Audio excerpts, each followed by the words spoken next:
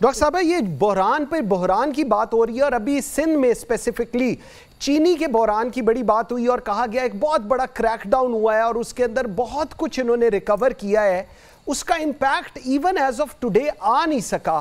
یہ بحران بنا کون رہا ہے، اس کو پکڑ کون رہا ہے، اور اگر سچویشن وہی کی وہی ہے تو پھر ان بحرانوں کو تو آنے جانے سے کوئی فرق ہی نہیں پڑے گا؟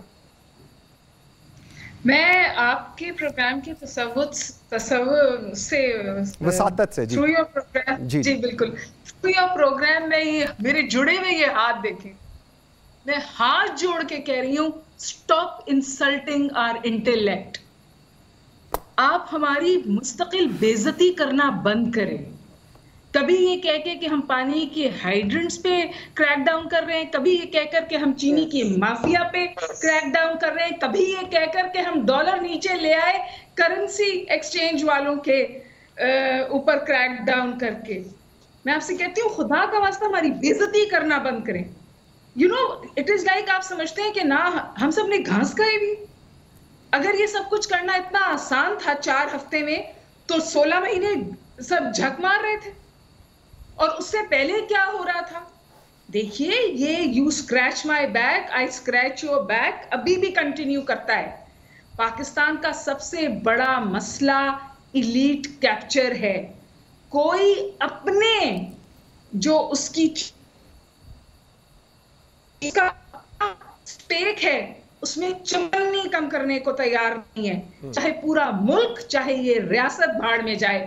لیکن اگر آپ ابھی سائرہ بانو نے کہا عوام دیکھیے جو بھی یہ سمجھ رہا ہے کہ ٹرموائل نہیں ہے وہ غلط ہے۔ We are on the ورج of war, اور جب سول وار کو ڈائریکشن لینے والے لوگ موجود نہیں ہوتے تو پھر ملک میں انارکی ہوتی ہے۔ میں کراچی میں رہتی ہوں، آپ کو اندازہ نہیں ہے جس طرح کی لوٹ مار اس وقت کراچی میں ہے۔ موٹر سائیکلز پہ لوگ آتے ہیں، پورے کیفے، پورے چائے خانے، پورے سٹورز، پورے بک سٹورز لوٹ کے چلے جاتے ہیں۔ نہ انہیں یہ فکر پرواہ ہے کہ سی سی ٹی کیمرہ لگا ہوا ہے، نہ انہیں یہ فکر پرواہ ہے کہ کوئی ان کے پیچھے آئے گا، کیونکہ یہی بقا ہے ان کے لیے اب کہ وہ چھین کھائیں۔ ابھی بھی ایک طبقہ ہے جو اپنے گھر کے باہر 4 گارڈ کھڑے کر سمجھتا ہے کہ وہ اس صورتحال سے محفوظ ہے۔ یہی وہ بے وقوفوں کی جنت ہے جس میں یہ لوگ اب تک رہ رہے تھے۔ دے آر کنٹینیوئنگ ٹو، ان کی زندگیوں پہ ابھی تک کوئی فرق نہیں پڑ رہا، لیکن یہ ایسے کنٹینیو نہیں ہو سکتا۔ یہ 80 اور 90 کی دہائی یہ نہیں ہے کہ آپ نے جو فیڈ کیا پبلک کو اس نے وہ اس کو لیپ اپ کر لیا۔ اب اتنی سورسز آف انفارمیشن ہے کہ مجھے اور آپ کو پتہ چلتا ہے کہ کس کی شادی پہ سونے کے سکوں کی نچھاور کیا گیا اور کس کی بیٹی نے کتنے کروڑ کا جوڑا پہنا۔ اور اب میں یہ سوال پوچھتی ہوں آپ سے کہ یہ کروڑوں کے جوڑے اور یہ شان و شوکت، اس میں آپ نے میرا پیسہ چوری کر کے یہ شان و شوکت لگائی ہے۔ اب ہم جواب مانگ رہے ہیں، اور میرے خیال ہے this is the turning point.